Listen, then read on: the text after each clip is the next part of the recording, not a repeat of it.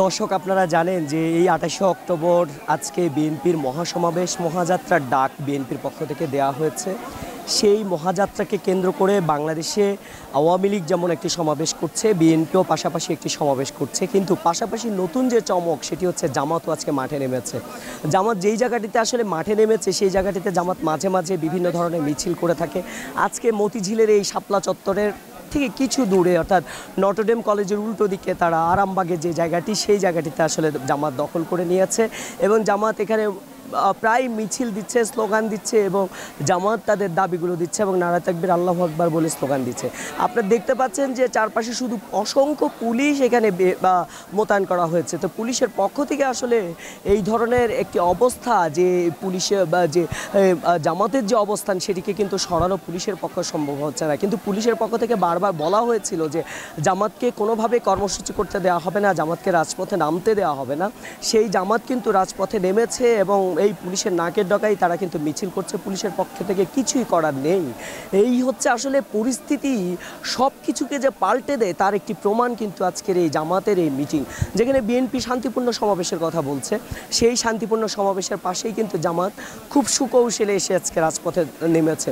এর আগে কিন্তু জামাত যতবারই নামার চেষ্টা করেছে, তারা যতবারই অনুমতি চেয়েছে পুলিশের কাছ থেকে, কিন্তু তাদেরকে অনুমতি দেওয়া হয়নি।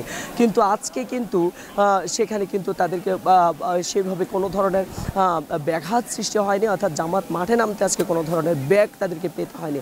সুকৌশলে জামাত মাঠে নেমে পড়েছে।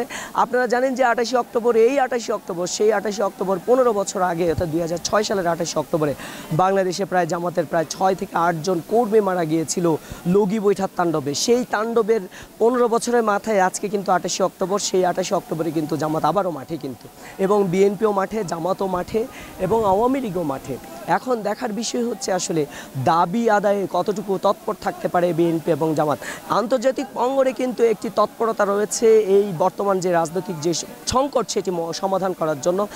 খোদ আমেরিকা থেকে শুরু করে আন্তর্জাতিক বিশ্ব কিন্তু বাংলাদেশের রাজনীতিতে নজর দিয়ে রয়েছে এবং আগামী দিনে আসলে কি হয় সেটির জন্য কিন্তু তারা তৎপর।